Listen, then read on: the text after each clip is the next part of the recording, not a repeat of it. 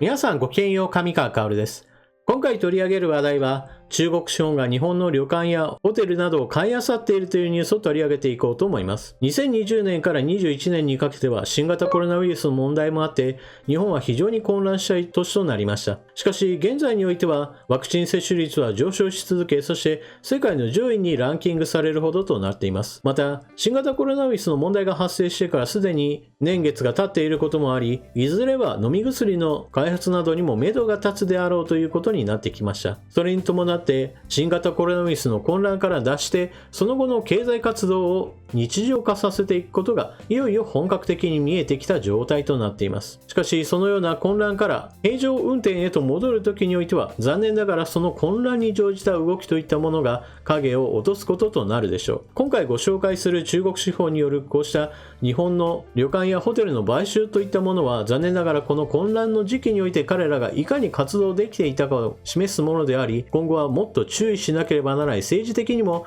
本来であれば手当てをしなければならない話題だと私は思っています。それではどのような関連ニュースが出ているか、まずは見ていきましょう。老舗旅館を買い漁る中国資本。ポストコロナを見据え、中国資本による老舗温泉旅館の買収が活発化する兆しを見せている。特に静岡県伊豆半島や神奈川県箱根町界隈は、富士山をはじめ東京にも近い立地で中国人観光客に人気なのだという。週末を利用して伊豆修善寺を訪ねた。コロナ前は中国資本に買収された旅館やホテルに大勢の中国人観光客が押し寄せ、大にぎわいしていた温泉郷も、まだ外国人観光客の客足は止まっていた。だが、日本国内で社会経済活動が日常に戻りつつある中、水面下では中国資本による老舗旅館やホテルなど、売り出し物件に関する問い合わせが増えている。ホテル旅館経営研究所代表取締役所長辻氏は、昨年夏頃問い合わせは月100件程度だったが、今年7月は350件、8月は400件、9月は450件と増え続けている。今年はすでに10件ほど成立するなど、売買契約は急増しているという。辻氏によると、今年9月に顕在化した不動産大手、中国恒大集団の経営不安は逆に中国資本の日本の不動産への関心を高めているという。中国では土地を購入できないが、日本では他国と比べて土地を安く購入できるからだ。将来自ら移住することも視野に、まずはコロナ後の中国人観光客を見込んで、老舗旅館や由緒あるホテルが人気なのだという。辻氏によると、平成元年のバブル時期に7割近くの2世経営者が親から旅館を引き継いだが、引退したくても後継者がいない。そこで伝統と文化を大事にしてくれる日本人に譲ろうとしても、金融機関の貸し渋りなど融資の壁があり、なかなか契約成立までたどり着けないのだという。中国とのビジネスに詳しい関係者の話だと、日本人の買い手は3億円の物件を3億円弱から交渉を始めようとする。だが、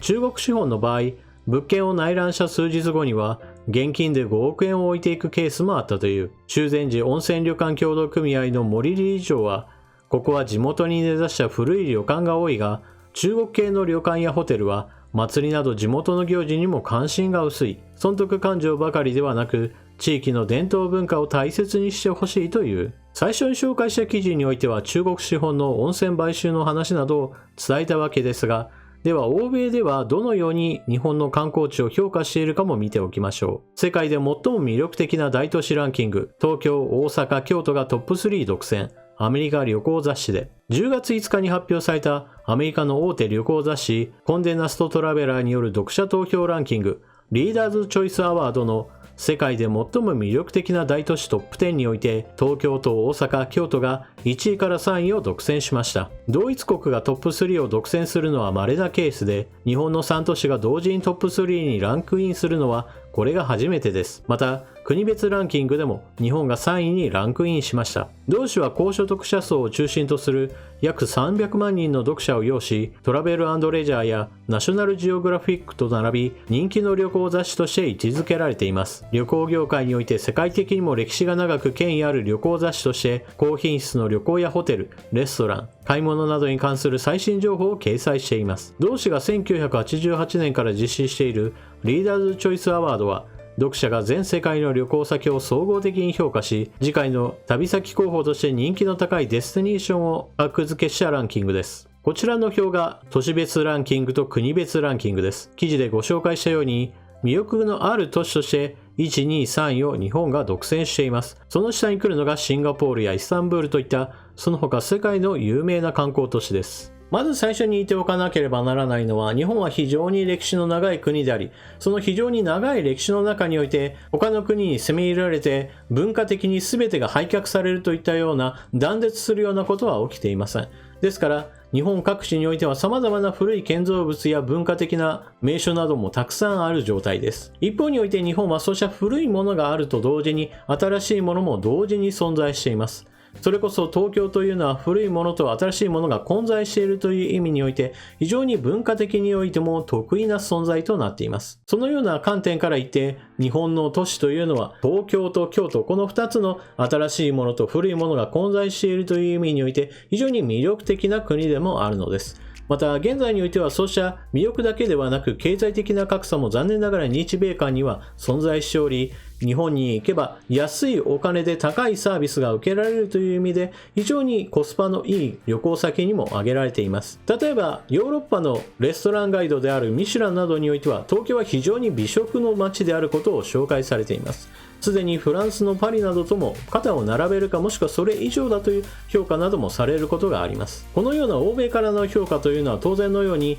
いずれ海外旅行が解禁されて多くの人々が交流するようになれば多くの観光客が日本にやってくるということをある程度計算することができます。中国資本が積極的に日本の不動産を買い漁っている理由というのはまさに商売として成り立つ、そして日本の土地がまだまだ安いよということを示しています。もちろんそれだけではありません。最初にご紹介した記事にもあるように中国にはちょっと他の国と違う事情があります。中国における不動産売買というのは基本的には使用権を売買しています。あくまでも所有しているのは中国共産党であり、中国共産党の持っているものについてある程度貸し借りをしているような状態だと言えます。一方で世界的に見てもまだまだ観光資源としての魅力がある日本にはそうした意味においては土地というものははっきりと所有権そのものを変えるという意味において中国とは全く異なっている状況です。ですから日本の旅館やホテルをさっさと買ってしまってそれによって日本に経済的な基盤を築くことができれば、